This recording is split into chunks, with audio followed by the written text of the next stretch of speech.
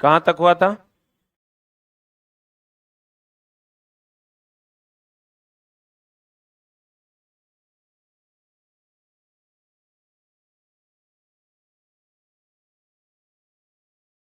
प्रकाश पढ़ाना था ना?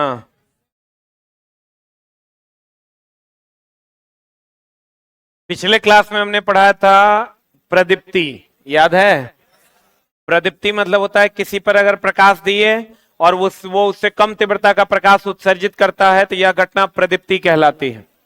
और प्रदीप्ति में किरणों के समूह को प्रदीप्ति पुंज कहते हैं। एकांक ठोस कोण से गुजरने वाले किरणों के समूह को प्रदीप्ति तीव्रता कहते हैं।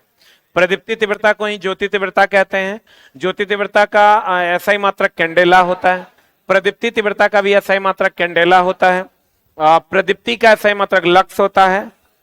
प्रदीप्ति पुंज का एसआई मात्रक ल्यूमेन होता है। स्टेरेडियन ठोस कोण का एसआई मात्रक होता है। ठोस कोण एक आयतनात्मक कोण है। यहां तक पिछला क्लास में लंबा लंबा छोड़े थे हम, है ना? आज फिर लंबा लंबा छोड़ेंगे। हाँ हाँ, अगला अभी चला बार्क का वैकेंसी आया है, 399 के आसपास आपका पोस्ट है। उधर और एक दो वैकेंसी आने वाला है बहुत जल्द। उसमें चला समस्या क्या है कि स्किल टेस्ट होता है, उसमें इसरो भी आ गया है। स्किल टेस्ट का जो मामला है उसमें एक बहुत बड़े सेटअप की जरूरत है।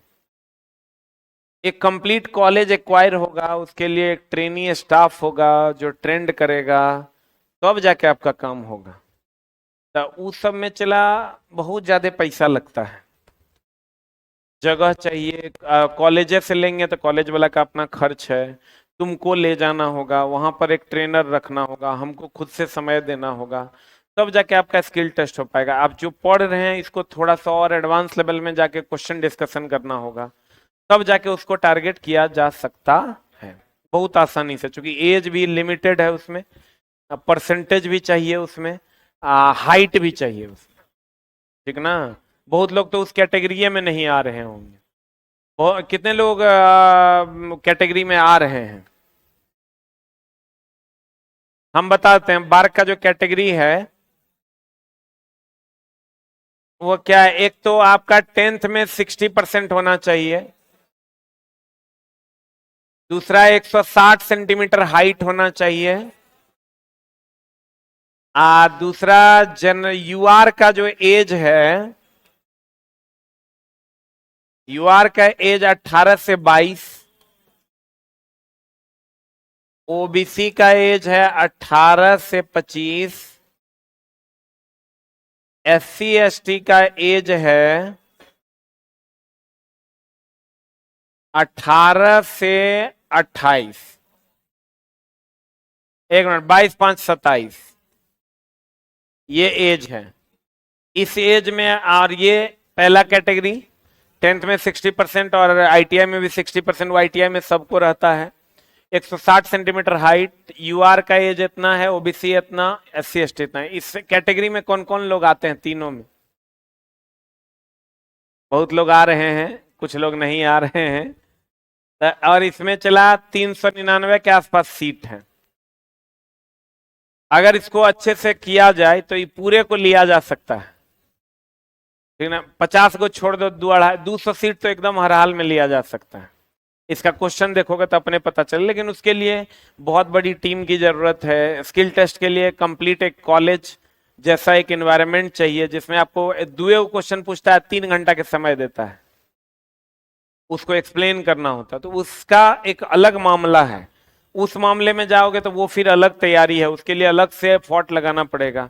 ये जो हम लोग कर रहे हैं, डीएमआरसी है या एलएमआरसी है या एएलपी टेक्नीशियन है या बिहार इलेक्ट्रिसिटी है, ये फिर अलग मामला है। जहां स्किल टेस्ट नहीं है उसके लिए ये सारी चीजें हैं। जहां स्किल टेस्ट आ जाता है फिर उसके लिए एक अलग सेटअप की जरूरत है।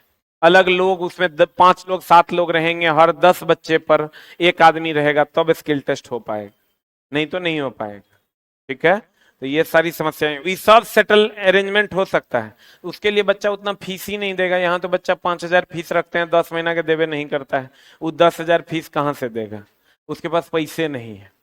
बेचारा गरीब है, बहुत दिक्कत है, तो वो कहाँ से फीस लाएगा? फीस नहीं लाएगा तो वो अरेंजमेंटे नहीं हो पाएगा। इसीलिए देखो कोई नहीं किया है स्किल टेस्ट के लिए अरेंजमेंट, उसके लिए यही सब समस्या है। स्किलो टेस्ट अब खाली पता चला 2-4 इंस्ट्रूमेंट ला के कुछ कुछ करवा दिया तो नहीं होगा।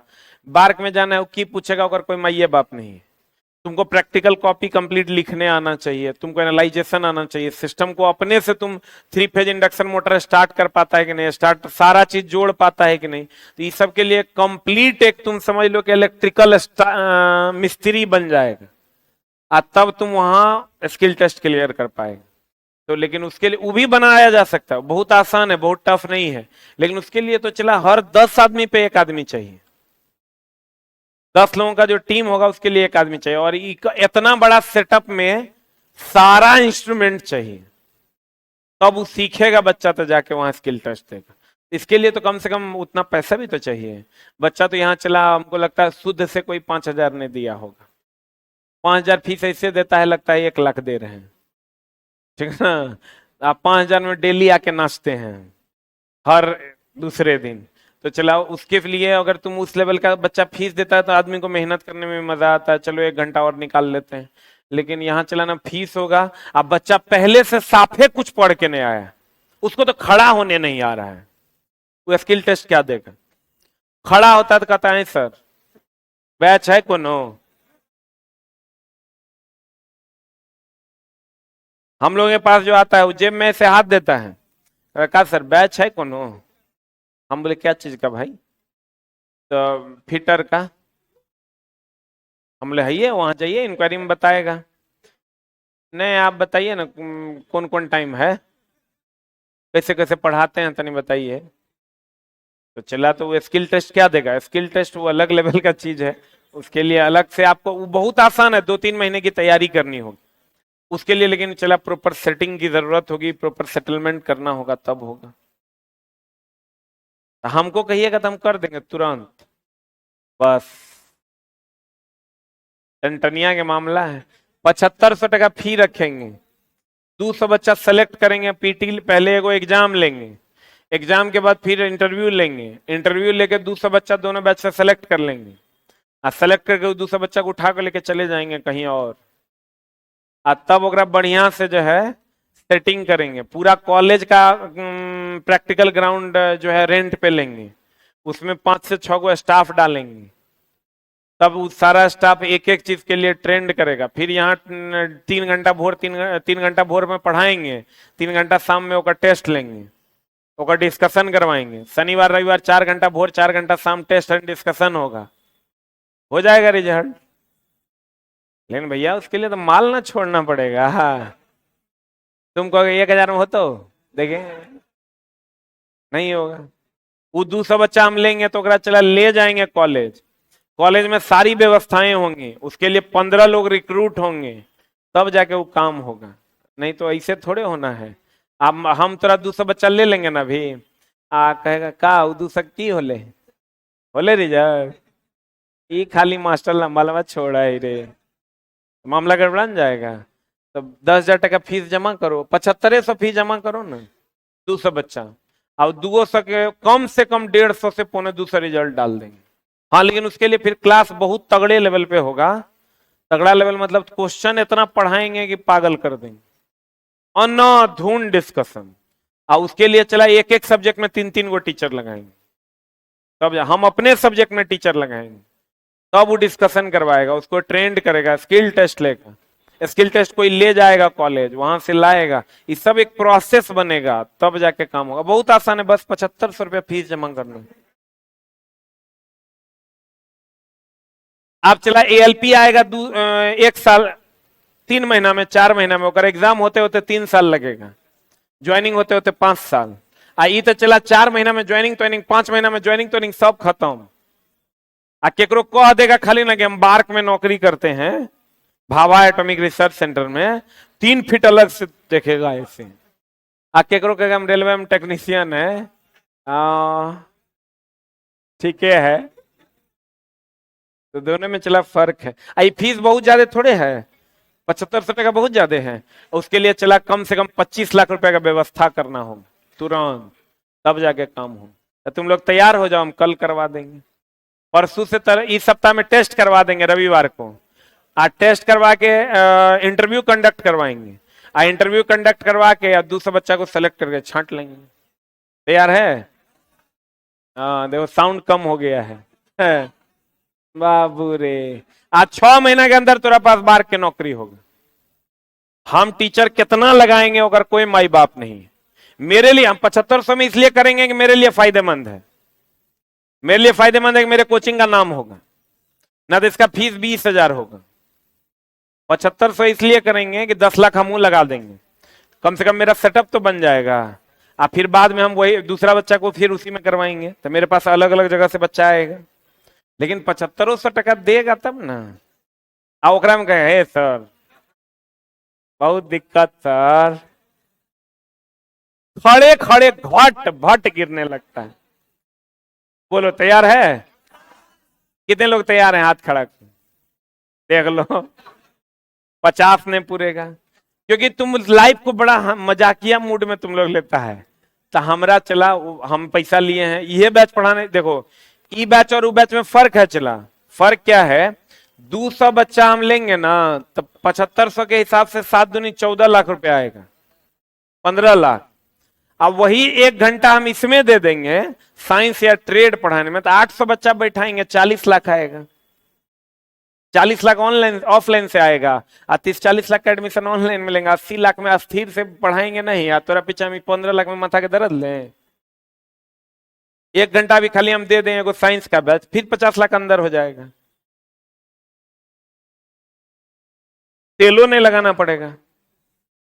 इसमें तो एगो रिस्को है कि नौकरी नहीं होगा ना होगा। इसमें तो कोई रिस्क नहीं है, होवे करेगा। 75 में 27 नंबर दिलवाना है बच्चा को, लाइए देंगे हम। 75 में 27 को सही करवाना हो तो करवाइए देंगे। एकरा में चला 50 पूछेगा ना, तो एकरा में हमारा 46 47 को सही करवाना होगा। एकरा में तो हमार फटेगा, मामला हमार गड़बड़ाएगा, इज्जत हमार डूबेगा। तो हम फिर भी यहाँ रिस्क ले लेंगे, लेकिन कंडीशन कि बच्चा उस टाइप का मिले तब तो, कि उसके पीछे मेहनत किया जा सके। तो हम उसके लिए टेस्ट लेंगे। उसके बाद उसका पहले रिटर्न टेस्ट होगा 100 नंबर का। उसमें वैसा क्वेश्चन नहीं रहेगा कि जो ट्रेड से संबंधित हो, नॉर्मल क्वेश्चंस रहेंगे। उसमें से बच्चा सेलेक्ट होके आएगा, और तब सेलेक्ट होने के बाद स्किल टेस्ट होगा, यानी इंटरव्यू होगा। इंटरव्यू राउंड में जो बच्चा क्लियर करेगा फिर उसको हम अलग कर लेंगे, अलग करके फिर उस सेंटर पे भेजेंगे। अलग अलग टीचर हम सेंड करेंगे। एगो स्टूडेंट वेलफेयर बहाल करेंगे। स्टूडेंट वेलफेयर जो भर दिन उस बैच के साथ बैच का प्लान करेगा, टेस्ट का प्लान करेगा, डिस्कशन का प्लान करेगा, टीचर का प्लान करेगा। एक मैनेजर कंप्लीट उस बैच के लिए रहेगा, तब जाके उसका रिजल्ट होगा। हमको भी उस बैच में मेहनत करना होगा, अलग अलग सेट बनाना होगा, क्वेश्चन डिस्कशन करना होगा, बहुत सारी चीजें करनी होंगी, तब जाके उसका रिजल्ट होगा। उसको ले जाएंगे प्रैक्टिकल सिखाने के लिए। हर सप्ताह 2 दिन उसको प्रैक्टिकल सिखाना होगा, 4 घंटा 5 घंटा, तब जाके होगा रिजल्ट। कुछ इंस्ट्रूमेंट यहाँ खरीद के 5 लाख का इंस्ट्रूमेंट यहाँ खरीद के लाना होगा, ताकि बहुत सारा चीज यहाँ सिखा दे, कुछ चीज वहां सिखा दे। तो एक कंप्लीट ये वर्कआउट है जो करके रिजल्ट लिया जा सकता है। अब झूठे तोरा कोई कह दे कि बार्क में हम नौकरी दिलवा देंगे, बैच दे दिए हैं, उचला ओकर मन है। हम ऐसा नहीं, हम दिए हैं, हम चाहेंगे तो बार्क का बैच देंगे तो 10 लाख टनियन लेंगे रे। 1,000 बच्चा तो टनियन लेंगे, फिटर इलेक्ट्रीशियन मिला के 1,000 बच्चा टन 10-20 लाख टनियन लेंगे। लेकिन हम दिए नहीं है, क्योंकि हमको पता ही फ्रॉडगिरी है। हमको ये बात बहुत बढ़िया से पता है, ये फ्रॉडगिरी है। अगर हम 999 रुपए में अभी कोई बैच दे देते हैं बार्क का या इसरो का, वैकेंसी आता है, लड़का हड़बड़ाई रहता, बैच छट से डालो, पट से 10-20 लाख शाम तक अंदर। अरे 1,000 बच्चा 999 में एडमिशन लेता है तो कितना पैसा हो गया पता है तुरा? कितना? 10 लाख। 10 लाख दोनों ट्रेड मिला के 1,000-1,200 नहीं गिरा देंगे? कुछ नहीं करना है, यही बैच में जोड़ देना है। अरे इतना बुद्धि तो हमारा है ना है रे। नया चैप्टर स्टार्ट करेंगे, बैच में जोड़ देंगे, पढ़ा देंगे। 20 लाख अंदर है, लेकिन वो फ्रॉडगिरी है। तो फ्रॉडगिरी हम करते नहीं है। लेकिन 10 लाख के लिए ईमान थोड़े बेच देंगे, विश्वसनीयता खत्म हो जाएगा मार्केट से, तब की करेंगे? तब कहां से पैसा आएगा? इसलिए नहीं दिए। नहीं तो चला बैच तो इसरो के नाम पे अलग बेचेंगे, बार्क के नाम पे अलग बेचेंगे, अल्लू के नाम पे अलग बेचेंगे, बिलाई के नाम पे अलग बेचेंगे। जे है वैकेंसी आएगा भोरे टांग देना है। आप बोले तो ये बैच में सटा देना है। पढ़ेगा, लड़का को लगेगा हमरे पढ़ा रहे हैं, अब पढ़ सब रहा है। लड़का को तो पढ़ाइए से ना मतलब है, लेकिन चला वो काम करना नहीं। आप लोग इस बात पे तैयार होइए, तो हम ये बैच लॉन्च कर देंगे। मेरा एक दोस्त भी है, पीएचडी किया हुआ है इलेक्ट्रिकल से, उसको भी लगाएंगे, और एक यदुवंश जी हैं उनको लगाएंगे, एक लड़का है अमित उसको लगाएंगे। 6 लोग इस पर एक्टिवेट होंगे इलेक्ट्रिकल डिपार्टमेंट में। सिर्फ हम अपने डिपार्टमेंट में 6 आदमी, फिर साइंस में अलग से लोग आएंगे, फिर रीजनिंग मैथ में अलग से लोग आएंगे। प्रैक्टिस इतना होगा कि तुम समझो ड्राइवर में बैठेगा तो 199 को मार के चल आएगा। अगर मान लो यहां से हुसी हो गया था, यहां से अगर हुस गया, मान लेते कोनो जुगाड़ लगा के हुस गया, हुस्ती फुस्ती तनी मिस कर गया, तो यहां जो बैठेगा तो टक टक टक टक टक, ठीक ना। तो 7500 की व्यवस्था करो, पहले देख लो, मिला लो बात को, ठीक ना। बोलोगे तो हम शुरू कर देंगे, एकदम हम शुरू कर देंगे। फीस चला कम लेकिन नहीं होगा, वो बात है।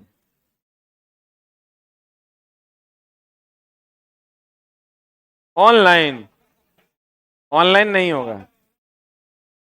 चला समस्या क्या है जानते हो, इहो नाम पे हम तोरा ठग सकते हैं। बोलो कैसे? दोसर ठगने की विद्या तोरा बता देते हैं। तोरा हम की कहेंगे जानते हो, तू तो हमार बात को एकदम बरहम रेख मान लेता है। हम तोरा कहेंगे देखो बाबू ऐसा है, बात देखो कैसे बदलता है।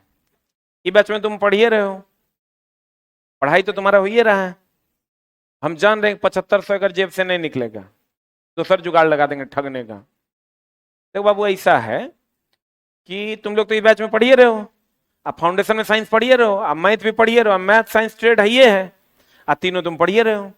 मैं वो काम करो, तुम लोग का डेली का जो है ना 3 घंटा हम डिस्कशन लगवाते हैं, तुम लोग तीनों सब्जेक्ट का 3-3 हजार रुपया जमा करो।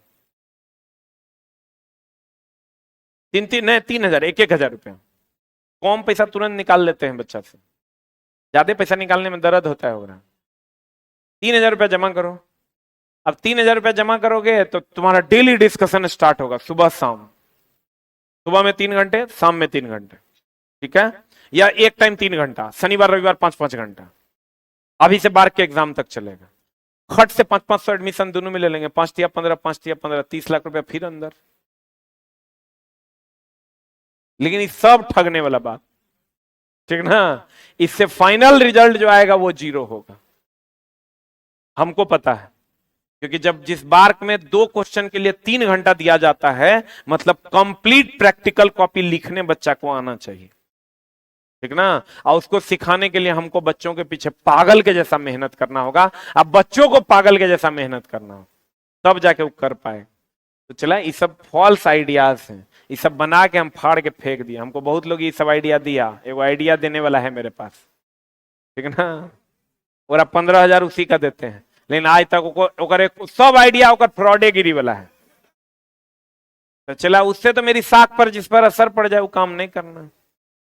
खैर छोड़िए, बाकी अगर चला आप लोगों को लगता है तो हम फिर भी फीस के बारे में एक बार चलो हम सोच भी लेंगे। तो बच्चा भी तो चला उस ढंग का मिलना चाहिए।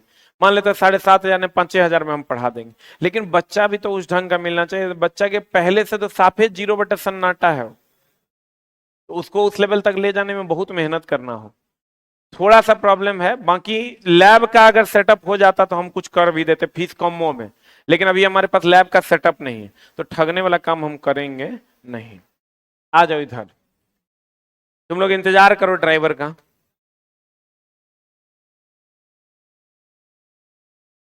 इंतजार करो ड्राइवर का, इधर धंधा का टाइम है देखो। चला, जो गलत है वो गलत ना है। तुम चाहते हो हम गलत का पैसा ले लें तो नहीं लेंगे हम, तुम दोगे भी तो नहीं लेंगे। 200 बच्चा के साथ गलत करके अपना 2,000 का मार्केट क्यों खराब करना। 10 को बच्चा के साथ सही करके 200 का मार्केट बना लेना है, ठीक ना। इसलिए चला, ये काम हमसे तब होगा जब आप फीस प्रॉपर वे में दे पाओगे और मेहनत प्रॉपर वे में कर पाओगे। प्रकाश एक प्रकार की विकिरण ऊर्जा है जो हमारी आंखों में वस्तुओं का क्या कराती है, बोध करा। और सबको पता है प्रकाश का वेग जो होता है वो 3 गुना 10 के पावर 8 मीटर पर सेकंड होता है। इसका वेग कितना होता है चला, 3 गुना 10 के पावर 8 मीटर पर सेकंड।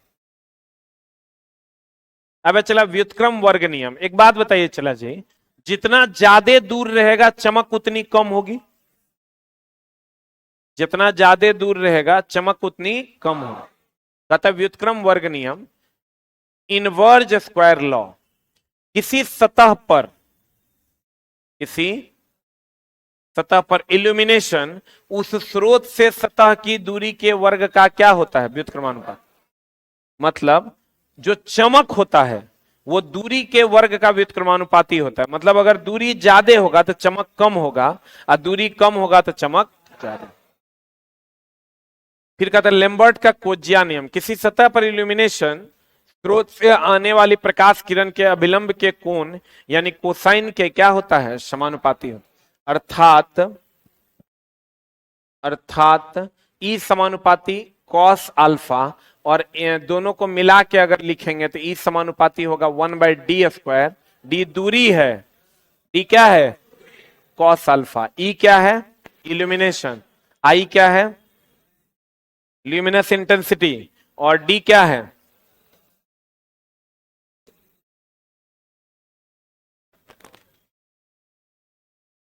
अल्फा क्या है, अभिलंब तथा आने वाले किरण के बीच का कोण। ये सब कुछ खास नहीं है चला। ई समानुपाती कॉस अल्फा बटा d²। एक लाइन में आप ही समझिए कि दूरी अगर ज्यादा होगा चमक कम होगा, दूरी कम होगा चमक ज्यादा। अब आते हैं लैंप की किस्में। एक है incandescent lamp, gas discharge lamp, fluorescent tube and neon lamp, arc lamp. ये लैंप के क्या हैं, प्रकार है। जिसमें पहला है चला इनकैंडेसेंट लैंप। पहला क्या है चला, इनकैंडेसेंट लैंप। देखो इसमें बल्ब आता है,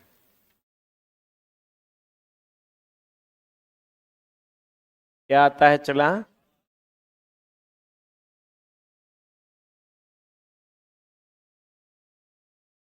ये जब पूरा कोचिंग चला मेरे खुद के मकान में चला जाएगा ना, तब हम ये पूरा लैब सेटअप करने का जुगाड़ सोचे हैं। तुम लोग के बैच में नहीं होगा, लेकिन अगला बैच में ये सिचुएशन नहीं आएगा कि हम तुम्हारे लिए कर नहीं पाएंगे। जब चला हम ही नहीं कर पाएंगे तो क्या करेगा। तो अगला जो बैच आएगा या 6 महीना के बाद जब मेरा यहाँ वाला मकान कंप्लीट हो जाएगा, 5 तारीख को भूमि पूजन है, तो चला उसमें इसमें आधा और जोड़ दो, उतना बड़ा मकान है।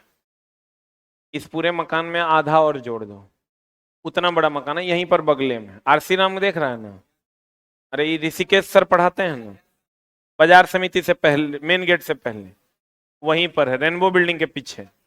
तो वहां पर हम इस सब सेटअप रखेंगे ताकि जो बच्चा आएगा उसको ये 5,000 में वो काम हम कर देंगे, क्योंकि मेरा सेटअप रहेगा। 5,000 फीस लेंगे ना, एक इंस्ट्रक्टर रखेंगे, धीरे धीरे सबको सिखा देंगे। तो बच्चा और मेरे पास बच्चा ज्यादा ना आएगा। अब मेरा खर्चा 1 टाइम रहेगा, अपने पास रहेगा, तो मेरा एक बार ना लगेगा, एक बार लगेगा हम लगा देंगे, वो पैसा तो बैच से वसूल हो ही जाएगा। लेकिन अभी थोड़ा सा दिक्कत है, अभी नहीं लगा सकते, कहाँ जमीन पर लगा देंगे। अब देखो चला, पहले क्या होता था, पहले इस बल्ब में हम आपको बोले थे निर्वात भरा जाता था। क्या भरा जाता था, और बाद में इसमें आर्गन या नाइट्रोजन भरा जाने लगा। पहले क्या भरा जाता था, बाद में क्या भरा जाने लगा। पहले ये लैंप जो था फिलामेंट कार्बन का था, अब ये फिलामेंट टंगस्टन का है, ठीक ना। पहले इसमें क्या भरा जाता था, निर्वात। अब क्या भरा जाता है, आर्गन या नाइट्रोजन। पहले ये फिलामेंट किसका था, कार्बन। अब ये फिलामेंट किसका है, टंगस्टन का। ये टंगस्टन का सिंबल है, किसका है, टंगस्टन का। तब गौर फरमाइएगा, तो देखो जब कार्बन फिलामेंट लैंप था तब इसका क्षमता कम था, आज जब टंगस्टन फिलामेंट लैंप हुआ क्षमता ज्यादा हो। जब निर्वात था तब पूरा निर्वात नहीं हो पाता था, कुछ ऑक्सीजन रह जाता था जिसके कारण फिलामेंट जल जाता था। बिना ऑक्सीजन के कोई चीज जलता नहीं है। तो जब निर्वात पूरा कर देंगे तो ये जलेगा नहीं, लेकिन पूरा निर्वात हो नहीं पाता था इसलिए जल जाता था। इसलिए इसमें अक्रिय गैस आर्गन और नाइट्रोजन भरा जाने लगा और तब इसकी दक्षता बढ़ गई। जैसे पहले के जमाने में बल्ब जो है ना हमेशा फ्यूजे हो जाता था और 4 दिन 5 दिन 6 दिन पे एगो बल्ब फ्यूज हो जाता। अब तो चला एलईडी आ गया, तब तो कोई बातें नहीं है। अब देखो पहला इनकंडेंसेंट लैंप में पहला है कौन लैंप? Carbon filament. मतलब ये जो फिलामेंट है ये किसका बना होता था? कार्बन। तो इसमें वैक्यूम होता था पहले। वैक्यूम मतलब निर्वात। कहता है इसमें एक वायु रहित कांच के बल्ब, ये जो वायु रहित कांच के बल्ब में कार्बन का फिलामेंट लगाया जाता है। किसका फिलामेंट लगाया जाता है? कार्बन का फिलामेंट लगाया जाता है। वायु रहित मतलब वैक्यूम ना हो गया, वायु रहित कांच में कार्बन का फिलामेंट लगाया जाता है। कार्बन के वाष्पित होने, कभी कभी देखते होंगे बल्ब का ये वाला पोर्शन काला हो जाता है, होता था, या यहां पर आपको काला काला दिखाई देता था। तो ये जो फिलामेंट है ये वाष्पीकृत हो जाता था, ऑक्सीडाइज्ड हो जाता था, अर्थात थोड़ा सा जल जाता था। तो जलता था तो वही धुआं आकर यहाँ क्या हो जाता था? बैठ जाता। अब जलता क्यों था? क्योंकि 100% निर्वात इसमें क्रिएट नहीं हो पाता था, कुछ न कुछ मात्रा में ऑक्सीजन रह जाता था, जिसके कारण ये गर्म होने के बाद जल जाता था और जलने के बाद वही कालिक यहाँ पर जमा हो जाता था। पहले का बल्ब देखे हैं तो कहते हैं कार्बन के वाष्पित होने, ये कार्बन जो है इसके वाष्पित होने से शीशे अंदर से क्या हो जाते हैं? इसकी उम्र कम से कम कितना? इसकी उम्र कम है, करीब 800 से 860 घंटा होता है।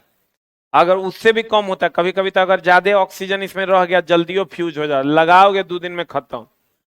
लेकिन चला मिनिमम उम्र इसकी कितनी थी? 800 से 860। प्रकाश दक्षता भी कम थी, कितना ल्यूमेन पर वाट? 3.5 ल्यूमेन पर वाट। अब समझो कि अभी का जो आता है ये पहले वाला बल्ब था, किधर गया ये? अगर इसका ब्राइटनेस मान लो 850 ल्यूमेन है, ये 100 वाट का ना है, इसका ब्राइटनेस 850 ल्यूमेन अगर है हेलोजन वाला का, इनकंडेंसेट बल्ब का मान लो 850 है, हेलोजन का भी 850 है, ये क्या है? कॉम्पैक्ट फ्लोरेसेंट लैंप है, ये भी 850 है, ये भी 850 ल्यूमेन है। तो इस सबका दक्षता अलग अलग होता था प्रति वाट। इसकी दक्षता सबसे कम होती थी, बोलो ने। ब्राइटनेस सबका सेम है, ब्राइटनेस सबका क्या है? सेम है। लेकिन ई देखो 1000 घंटा अप्रोक्स चलेगा अगर, तो ये 3000, ये 10,000, ये 25,000। ये क्या है? एलईडी। एलईडी जल्दी फ्यूज होता है? एक बार लगा दो तो कुछ दिन तक चलेगा, नहीं चलता है जब तक ओकर मतलब एक्सपायरी डेट है, जब तक और वारंटी है तब तक तो चलवे करता है। तो ई चला 25,000 घंटा तक चलने लगा। तो पहले का बल्ब जो था वो 1000 घंटा में खत्म हो जाता, 800, 850, 900, 1000 में खत्म। उसके बाद ई बल्ब आया हेलोजन वाला, तो 3000 तक चलने लगा। फिर सीएफएल आया 10,000, अब एलईडी आ गया 25,000। तो अब सबका चला क्षमता अलग अलग है, प्राइस भी अलग अलग है। इसका प्राइस सबसे ज्यादा है। पहले का बल्ब 10 टका में आता था ना रे, अभी बल्ब 80 टका में आता है, 40 टका में आता है, 30 टका में आता है। तो इसका प्राइस सबसे ज्यादा है, लेकिन इसकी ऊर्जा दक्षता भी तो ज्यादा है, ल्यूमेन पर वाट भी तो ज्यादा है। कम ऊर्जा देके ज्यादा कम बिजली देके ज्यादा ऊर्जा निकल पाता। पहले के जमाने में चला क्या होता था, 100 वाट का बल्ब जितना रोशनी देता है, अभी का बल्ब वो 10 वाट का उतना रोशनी देता है, नहीं देता है। पहले हम लोग के मामा गांव में लाइट नहीं था, बिना लाइटे के सब रहता था। जब शाम में जाते थे, रात होता था, तो सब अपने अपने दरवाजे पे लालटेन लगा लेता था। आई ज्यादा दिन पहले की बात नहीं है, लगभग हमको लगता है 2014-15 की बात। 14-15 में नहीं था लाइट, वहां तो अब लालटेन जला लेता था। और इसलिए कि तब उस टाइम जो बल्ब यूज होता था वो 100 वाट का था। 100 वाट का बल्ब से एक आदमी को रोशनी मिलता था, अब 10 वाट के बल्ब से एक आदमी को रोशनी मिल रहा है। जितना उस टाइम एक आदमी को रोशनी मिलता था उतना में अभी 10 आदमी को मिल रहा है, नहीं मिल रहा है। बहुत लंबे समय तक चलता है, ज्यादा रोशनी देता है, गर्मी भी कम देता है। गर्मी कम नहीं देता है, गिरने पर फूट भी जाएगा तो उसमें गैस भी नहीं भरा जाता है। गैस भरा जाता है, तो लेकिन उसके बारे में तो अलग से पढ़ेंगे। इसका ल्यूमेन जो बल्ब था, जो कार्बन फिलामेंट लैंप था, इसका ल्यूमेन कितना ल्यूमेन पर वाट था? अब धात्विक फिलामेंट लैंप, कार्बन चला धातु नहीं है, अधातु है। कार्बन क्या है? अधातु है। अब धात्विक फिलामेंट लैंप में ये जो फिलामेंट था ये धातु का था, और धातु का था मतलब टंगस्टन का था। किसका था? किसका था? अब टंगस्टन का था, चला टंगस्टन का गलनांक 3380 डिग्री सी होता है। कितना डिग्री सी? मतलब ये जल्दी पिघलता नहीं है, ये जल्दी पिघलता नहीं है, जल्दी जलता भी नहीं था, तो इसकी उम्र जो है वो बढ़ गई। उम्र क्या हो गई? बढ़ गई। और इसमें ये दो प्रकार का था, धात्विक फिलामेंट लैंप दो प्रकार का, एक जब निर्वात भरा गया और एक जब नाइट्रोजन या आर्गन भरा गया। एक जब नाइट्रोजन या आर्गन भरा गया।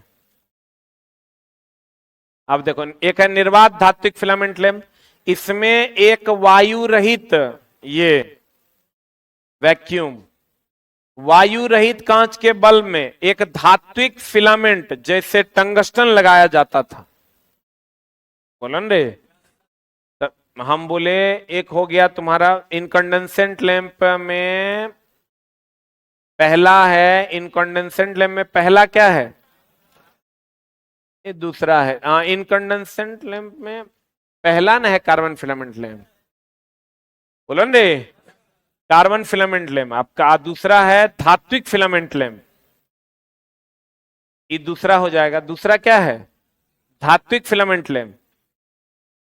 धात्विक फिलामेंट लैंप दो प्रकार का, एगो निर्वात धात्विक फिलामेंट लैंप, एगो आर्गन या नाइट्रोजन भरा हुआ धात्विक फिलामेंट लैंप। बोलन रे, तो जब निर्वात होगा तो इसकी उम्र कम थी, आज जब धातु भरा जाने, आर्गन या नाइट्रोजन भरा जाने लगा, तब इसकी उम्र क्या हो गई? बढ़ गई, क्योंकि 100% निर्वात भरा जाना संभव नहीं था, कुछ ना कुछ मात्रा में ऑक्सीजन रह जाता था। कहते हैं निर्वात धात्विक फिलामेंट लैंप, इसमें एक वायु रहित कांच के बल्ब में एक धात्विक फिलामेंट जैसे क्या लगाया जाता था? टंगस्टन लगाया जाता है, था, है नहीं, था। टंगस्टन का ऑक्सीकरण को रोकने के लिए बल्ब को क्या कर दिया जाता था? निर्वात। इसलिए चला कि अगर इसको निर्वात रखोगे तो ये जलेगा नहीं, क्योंकि जलने के लिए ऑक्सीजन चाहिए, लेकिन कुछ ना कुछ ऑक्सीजन बच जाता था जिसके कारण जल जाता था। इसकी आयु कितनी? ऐसे ऐसे करके कभी फिलामेंट जोड़ा है? इसकी आयु 750 से 850 घंटे थी। इसकी दक्षता 12 वोल्ट प्रति वाट थी। गैस धात्विक फिलामेंट लैंप क्या है? इसमें निष्क्रिय गैस, फिलामेंट जो है टंगस्टन का था। फिलामेंट किसका था? फिलामेंट टंगस्टन का था। फिलामेंट किसका था? अब भरा क्या गया? कहता इसमें निष्क्रिय गैस, जैसे आर्गन, नाइट्रोजन भी चला निष्क्रिय है, यह किसी से अभिक्रिया नहीं करता। इसमें निष्क्रिय गैस आर्गन, नाइट्रोजन अथवा इन दोनों का मिश्रण हीटिंग एलिमेंट के रूप में, क्या हीटिंग एलिमेंट मतलब फिलामेंट हो गया, टंगस्टन का गलनांक बढ़ाने के लिए भरा जाता था। मतलब ये जल्दी गलने देता कि लेट से गलने देता? तो गलनांक बढ़ा दिया कि घटा दिया? बढ़ाने के लिए भरा जाता था। निर्वात लैंप की तुलना में गैस भरे लैंप की दक्षता कितनी गुनी? 2 गुनी।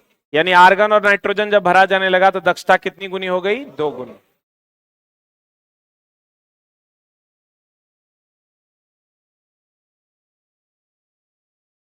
अब बताओ, कहता वोल्टेज बढ़ता है तो बल्ब फ्यूज हो जाता है? प्रचालन वोल्टेज का मतलब जिससे वो रेगुलेट होता है, रेगुलेटरी वोल्टेज कहते हैं इसको। रेगुलेटरी वोल्टेज में वृद्धि से फिलामेंट लैंप की आयु घट जाती है, बहुत ज्यादा वृद्धि से फूक जाता है। फूक जाना मतलब फ्यूज हो जाना। फूक जाना मतलब तंतु का फूक जाना, मतलब फ्यूज हो जाना। इसकी आयु कितना? जब नाइट्रोजन या आर्गन भरिएगा तो 1000 से 1200 कार्य घंटे इसकी आयु होती है। हाँ बोलो तुम।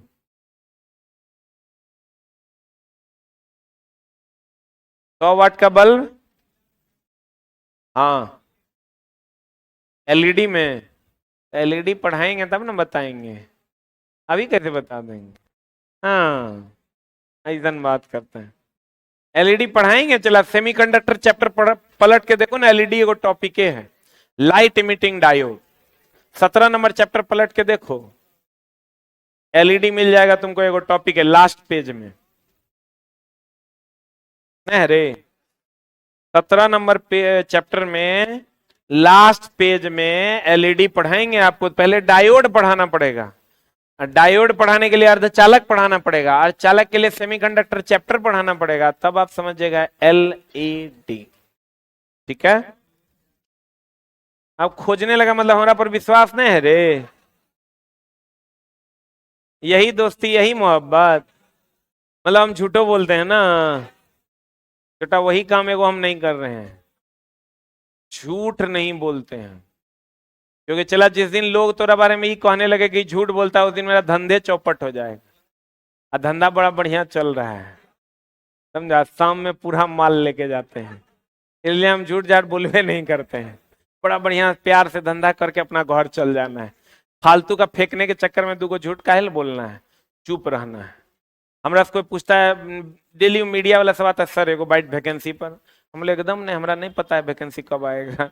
काहे जाके हम कह दे 2 महीना बाद आएगा, कहीं नहीं दिया था कोनो। ठीक है, हमारा धंधा चल रहा है, हम अपना पैसा कमा घर जा रहे हैं, इतना माथा के दर्द के लेगा। क्योंकि चला सरकार सो रही है, अब ओकरा से हमार बात हो नहीं रहा है, ठीक ना। अंदाजा लगा रहे हैं कि वैकेंसी दे देगा, अब वो अंदाजा ओकरे मन है, वो कहेगा हम नहीं देंगे, तो हम की करेंगे, हम लड़ाई नहीं है ना करेंगे। लेकिन मोस्ट प्रोबेबल चांस है कि जून जुलाई में वैकेंसी आ जाएगा, नहीं आएगा तो अगस्त में तो ऊपरों वाला नहीं रोक सकता है, क्योंकि 5 साल से रेल चालक का वैकेंसी नहीं आया है। जलते हुए विद्युतीय बल्ब का जो फिलामेंट होता है, एक टेम्परेचर होता है 1500 से 2500 डिग्री सी। जो बल्ब जल रहा है उसका टेम्परेचर कितना,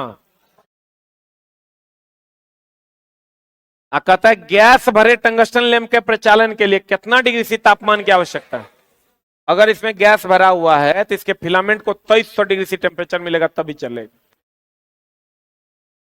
धीरे धीरे ही सही, लेकिन उतना टेम्परेचर उसको चाहिए। लेकिन वो बहुत कम, ऐसा नहीं कि 2300 यहां है तो यहां भी 2300 है, यहां आते आते वो हो जाता है 30-40 डिग्री सी, यहां से यहां, ठीक ना। तो वो इंस्टेंट टेम्परेचर होता है जो बहुत कम समय के लिए होता है, जिसके कारण आपको लाइट मिलता है। गैस भरे टंगस्टन लैंप के प्रचालन के लिए कितना टेम्परेचर, 2300 डिग्री सी टेम्परेचर चाहिए। लेकिन जो जल रहा है बल्ब, उसका टेम्परेचर कितना है, 1500 से 2500 डिग्री सी। अब गैस डिस्चार्ज लैंप, ये फिर अलग मामला है। देखो एक बार हम फिर से बताते हैं, इनकंडेंसेंट लैंप, इन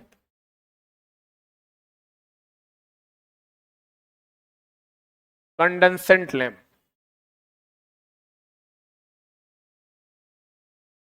चला ये 2 प्रकार का, कौन कौन, एगो कार्बन फिलामेंट लैंप, एगो कार्बन फिलामेंट लैंप, और एगो धात्विक फिलामेंट लैंप।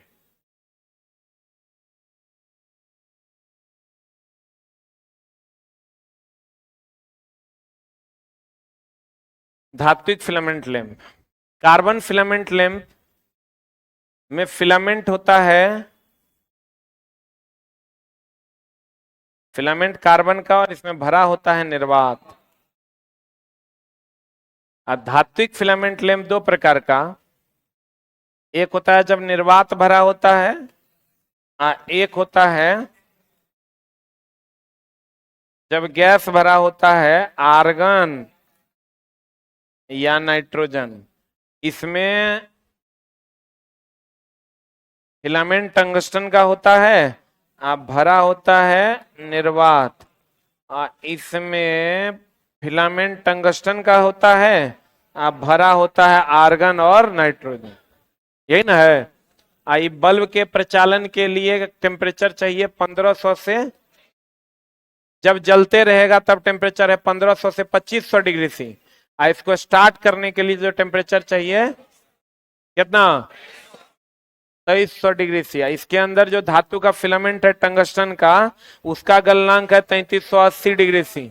ई जब चला जलता है, इसमें जो आर्गन या नाइट्रोजन भरते हैं वो इसके गलनांक को बढ़ा देता है, अर्थात जल्दी गलने नहीं देता। अगर गैस भरा हुआ फिलामेंट है, गैस है और धातु का टंगस्टन का फिलामेंट है, तो इसकी दक्षता इससे 2 गुना होगी। कितनी गुनी होगी? कितनी गुनी होगी? 2 गुना होगा। सब में चला, इसमें धातु है, कार्बन फिलामेंट लैंप है, ये दोनों टंगस्टन फिलामेंट लैंप है। ये दो प्रकार का, एगो निर्वात रहेगा, एगो आर्गन या नाइट्रोजन का समस्या है। यही बात हम पढ़ाए हैं। अब चला आते हैं कि ट्यूबलाइट कैसे जलता है। ट्यूबलाइट देखी हो रे? पहले वाला, अभी वाला नहीं। अभी तो एलईडी चल रहा है। पहले जो बियाह सब में जो ना भुकभुका के जलाते थे, वही वाला। आप समझो, चला बल्ब से एलईडी तक का सफर करते करते हम लोग को कई 100 साल लग गया।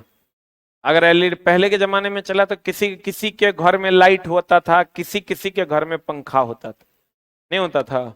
अगर पहले एलईडी बन जाता तो हम लोग कितना आगे चले गए होते। लोगों ने एलईडी बनाया, लेकिन हमारे पास वो टेक्नोलॉजी नहीं थी। अभी देखो ये सब जो तुम देख रहे हो, इतना अभी रोशनी के लिए जो है ना, 1,000 वाट का 3 गो हेलोजन टांगना पड़ता। हम ही जल जाते, नहीं जल जाते। जैसे गांव समय नहीं देखता है, नाच में मेकअप करके आती है, हेलोजन मारता है, ओकर मेकअप जो है 12-1 बजे तक में उतर जाता है। वो जो लड़का लड़की बनल रहता है, वो लड़का जैसा दिखने लगता है, क्योंकि 1,000 वाट का हेलोजन टांगले रहता है। तो चला, इतनी रोशनी जो अभी है, इसके लिए कम से कम 5 गो हेलोजन चाहिए, 5,000 वाट। अब बिजली बिल का तो कोई मैये बाप नहीं है। और रात में हेलोजन फ्यूजो हो जाता था। हम लोग पहले नाटक करवाते थे तो उसमें हेलोजन लगाते थे ना, तो हेलोजन वहां फ्यूज हो जाता था। और इतना गर्मी की कहने सुनने से बाहर। तो चला, हाँ लड़का को दिक्कत नहीं था, मेन जो लड़का लड़की बनता था ना, साड़ी उड़ी पहन के मामला होकर गड़बड़ा जाता था। हमको मिलता था डाकू का रोल, डाकू या सेठ का। तो सेठ का तो भैया धोती पहन लेना है, आप पतला वाला कुर्ता पेट निकाल लेना है। तो धोती तो अपना झाड़ देना है, हवा लगते रहे। कहते हैं, हाँ हाँ, इसमें चला 2 फिलामेंट होता है। कितने फिलामेंट होते हैं? ये दोनों फिलामेंट टंगस्टन का होता है। कभी कभी तुम देखता होगा एक साइड वाला जो है काला हो जाता है, तो वो जल जाता है। कितने फिलामेंट होते हैं? 2। तो दोनों फिलामेंट जो होता है, ये होता है टंगस्टन का फिलामेंट है। ये किसका फिलामेंट है? बाहर चला।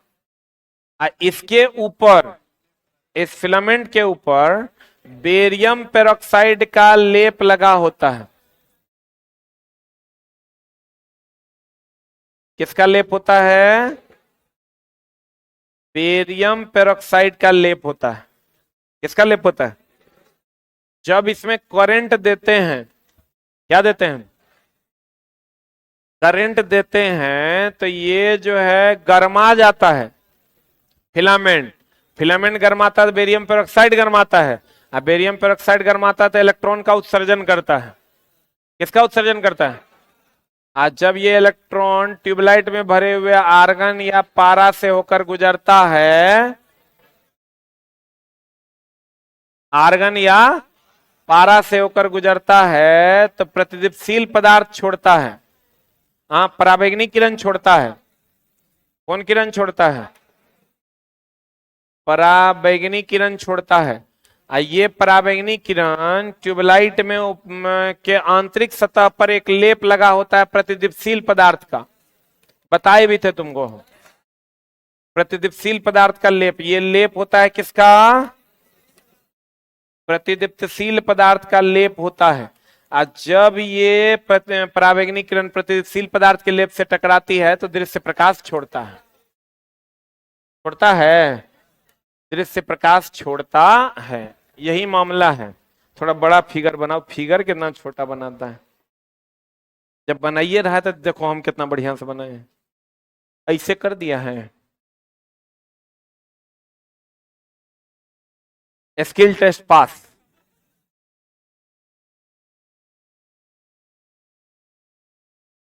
देखो चला, फिर समझ, एक बार फिगर ड्रॉ कर लो, इसका भी बहुत यूज है।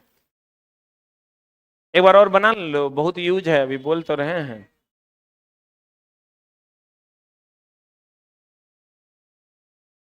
जल्दी लिख।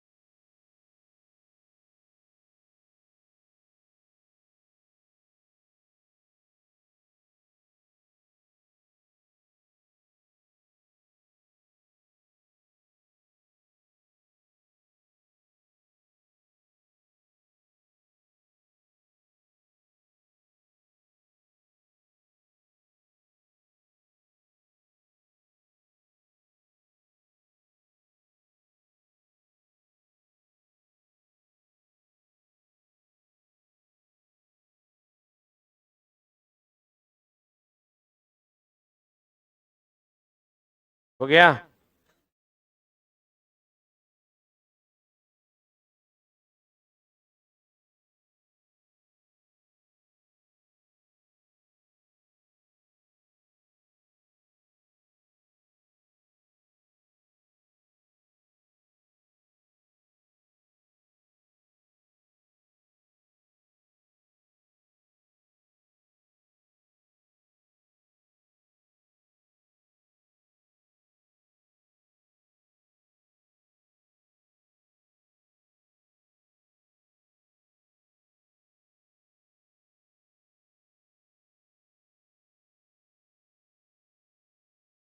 हो गया।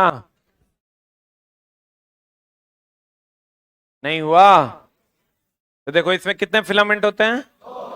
दोनों फिलामेंट किसका होता है? टंगस्टन का। उसके ऊपर बेरियम पेरोक्साइड का लेप होता है। जैसे करंट देते हैं, टंगस्टन का फिलामेंट गर्म होता है, गर्म होने के बाद ये इलेक्ट्रॉन छोड़ता है। इलेक्ट्रॉन ट्यूबलाइट में भरे हुए आर्गन या पारा से होकर गुजरता है तो परावैंगनी किरण छोड़ता है।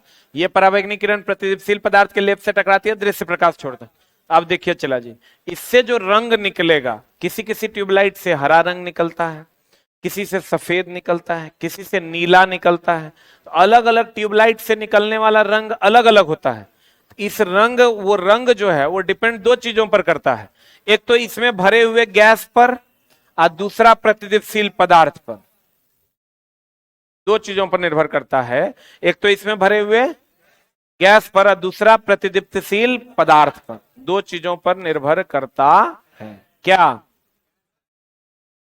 इससे निकलने वाला रंग, इससे निकलने वाला रंग दो चीजों पर निर्भर करता है। इसमें भरे हुए गैस पर, आप में इससे निकलने वाले प्रतिदीप्तिशील पदार्थ के लेप पर।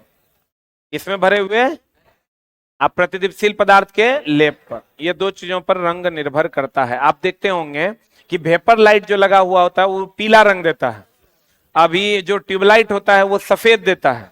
ऐसा देखे हैं?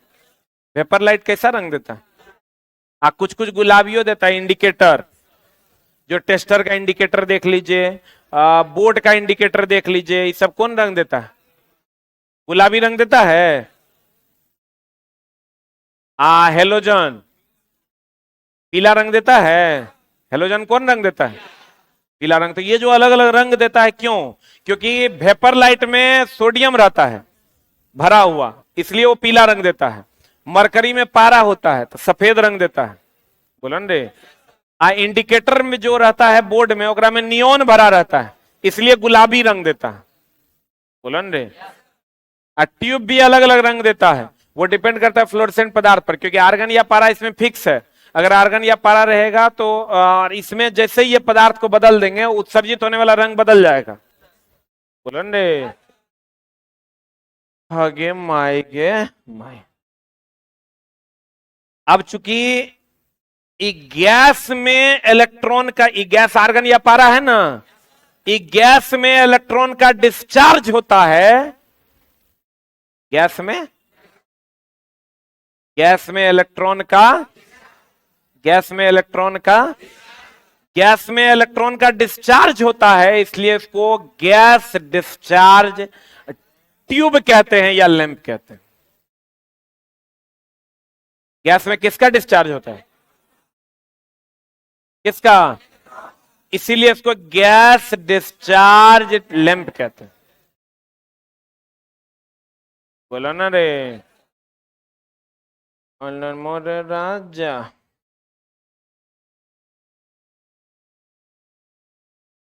क्या कहते हैं इसको? Gas discharge lamp. अब देखो चला, इसमें तुम पहले के जमाने वाला जो मरकरी देखा होगा, उसमें चौक वगैरह देखा होगा। कहता है इस प्रकार के लैंप में निष्क्रिय गैस आर्गन के साथ साथ पारा भी भरा जाता है, सोडियम भी भरा जाता है, नियोन भी भरा जाता है। इसमें आर्गन के साथ साथ Hg पारा भी भरा जाता है, सोडियम भी भरा जाता है, नियोन भी भरा जाता है। कहते हैं इस प्रकार के लैंप में निष्क्रिय गैस के साथ साथ सोडियम अथवा मरकरी का वाष्प भी भरा जाता है या नियोन भी भरा जाता है। बोलन रे, लेकिन मेनली सोडियम और कौन? मरकरी भरा जाता है। किसके साथ? आर्गन के साथ। किसके साथ? कहता है इसमें प्रकाश का रंग, जो प्रकाश का ये रंग जो है, कौन सा रंग का प्रकाश ही देगा?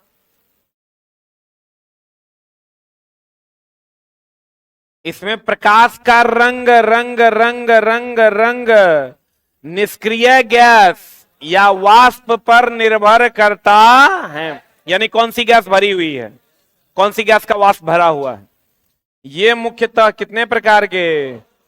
एक होता है सोडियम वाष्प लैंप, जो हो गया सोडियम वेपर लैंप, जिसको हम लोग गांव घर में वेपर लैंप कहते हैं।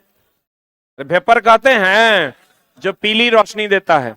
उचला सूर्य के प्रकाश, बारिश होने पर उसके रंग विच्छेदित नहीं होते।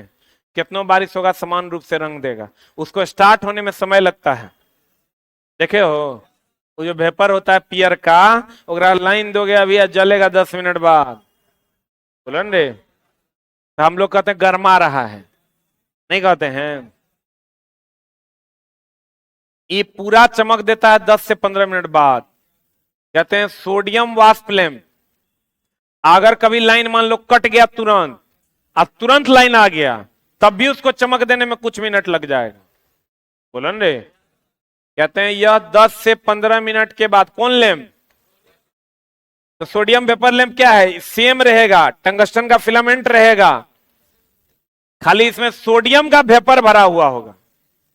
बोलन रे, तो 10 से 15 मिनट बाद पूरी चमक देता है। यह सबसे अधिक समय लेता है। इसकी दक्षता, सप्लाई में बाधा पड़ने पर, मतलब लाइन कट जाने पर और फिर आ जाने पर, पड़ने पर यह कितना मिनट? पहली बार स्टार्ट करोगे 10 से 15 मिनट, गर्मा गया, इलेक्ट्रॉन का उत्सर्जन शुरू है, लाइन कट गया, तो लाइन कट गया तो फिर स्टार्ट होने में कितना देर लगेगा? अब बारिश में इसके प्रकाश में कोई प्रकीर्णन नहीं होता, मतलब प्रकाश का क्षय नहीं होता है। इसकी औसत आयु 3000 कार्य घंटे। विसर्जन को स्थिर करने के लिए इस लैंप के साथ श्रेणी में क्या लगाते हैं? चौक। चौक का काम होता है चला वोल्टेज कंट्रोल करना। जैसे अगर कभी कभार देखना तुम कि लैंप जो लगा हुआ होता है भुकचुक भुकचुक भुकचुक भुकचुक नहीं रहता, मंदिर उंदिर पे जो लगल रहता है, तो अगर मतलब चौक खराब हो गया। चौक का काम है वोल्टेज को क्या करना? कंट्रोल करना। कहता है विसर्जन को स्थिर करने के लिए इस लैंप के साथ श्रेणी में चौक का प्रयोग किया जाता है। किसका प्रयोग? हमारे देश में स्ट्रीट लाइटिंग में लगे सोडियम वेपर लैंप, कितना वोल्ट, ये जो स्ट्रीट लाइट समझते हो, रास्ता पर अब तो एलईडी लग गया है, अब सब जगह एलईडी लग गया है, वगैरह हटा दिया, पहले यही था। तो ये जो लगा हुआ था single phase 230 volt single phase supply पर चलता था। बोलो न रे। कहता हमारे देश में स्ट्रीट मतलब रास्ता, अभी सुना है स्ट्रीट फूड, एक होता है सी फूड, एक होता है स्ट्रीट फूड। सी फूड मतलब समुंदर का फूड, और स्ट्रीट फूड मतलब रास्ता का फूड, जैसे ठेला पर गुपचुप, ठेला पर भेलपुड़ी। बोलो न रे। हमारे देश में स्ट्रीट लाइटनिंग में लगे सोडियम वेपर लैंप कितना वोल्ट सिंगल फेज सप्लाई पर चलते थे। अब बताओ यह एक वर्णी प्रकाश देता है कि अलग अलग रंग का देता है? सिर्फ पीला रंग देता है। तो यह एक वर्णी प्रकाश देता है किस रंग का? आप फिर है मरकरी वाष्प लैंप। तो ये जो अभी पढ़े ही मरकरी वाष्प लैंप है, इसमें मरकरी भरा जाता है। क्या भरा जाता है? क्या भरा जाता है? अब बताओ गैस डिस्चार्ज ट्यूब में पहला हम लोग पढ़े सोडियम वेपर। सोडियम वेपर जो स्टार्ट होगा पहली बार में कितना टाइम लेगा? 10 से 15 मिनट। आज जब लाइन भूख से चल जाएगा तब 3 से 5 मिनट। एक ही रंग का प्रकाश देगा। कौन सा रंग? पीला। स्ट्रीट लाइट सिंगल फेज होता था, 230 वोल्ट पर चलता था। अब 50 हर्ट्ज फ्रीक्वेंसी होता होगा। बोलो ना रे। कार्बन फिलामेंट लैंप का ज्यादा उम्र की टंगस्टन फिलामेंट, निर्वात का ज्यादा उम्र की आर्गन गैस भरा था। तो तुम लोग बुधियार हैं, बुझिए रहा है। समय हो गया है समाप्त।